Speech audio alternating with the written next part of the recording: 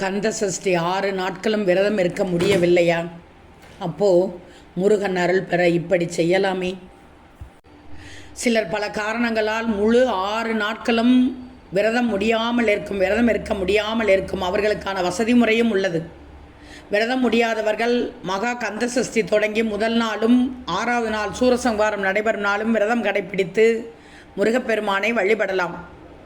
மற்ற நாட்களில் தினசரி காலை மாலை நேரங்களில் முருகப்பெருமான் படத்திற்கு விளக்கேற்றி அவருக்கான பாடல்களை பாடி கவசங்களை பாராயணம் செய்து வழிபாடு செய்யலாம்.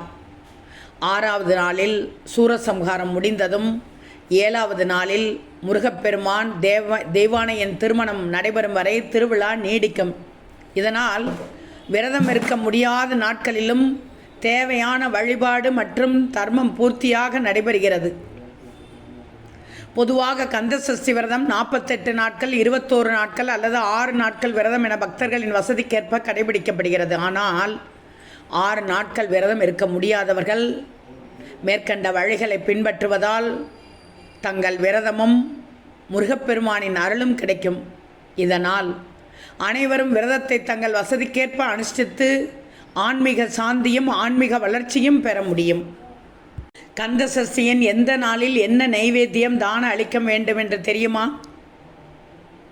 முதல் நாள் கோதுமை கேசரி, 2ஆம் நாள் பருப்பு பாயாசம், 3ஆம் நாள் எலுமிச்சை சாதம், 4ஆம் நாள் தேங்காய் சாதம், 5ஆம் நாள் தேன் தினை மாவு, 6ஆம் நாள் தயிர் சாதம், 7ஆம் நாள் கல்யாண விருந்து படையல். கந்த சஷ்டி விரதத்தின் 7 நாட்களும் ஏதேனும் ஒரு ஜீவராசிகளுக்கு கண்டிப்பாக உணவு தானம் அளிக்க வேண்டும். அது எறும்பாக இருந்தாலும் சரி, காகம், நாய், பசு, மனிதன் யாராக இருந்தாலும் சரி.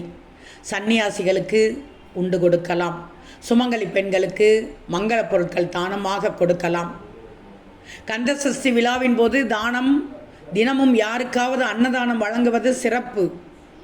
குழந்தை வரம் வேண்டுபவர்கள் பால் சங்கை பாலூட்டும் தாய்மார்களுக்கு தானமாக கொடுக்கலாம்.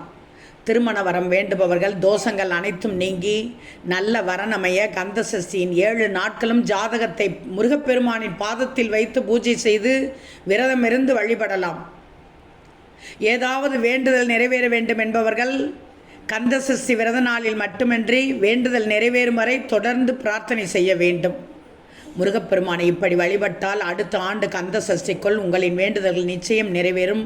திருமணத்திற்காக விரதம் இருப்பவர்களுக்கு நல்ல மன வாழ்க்கை அமையும். குழந்தைக்காக விரதம் இருப்பவர்கள் குழந்தை வரம் கிடைக்கும். வறுமை நிலை நீங்கி செல்வ வளம் பெருகும். நல்ல வேலை கிடைக்கும். முருகா.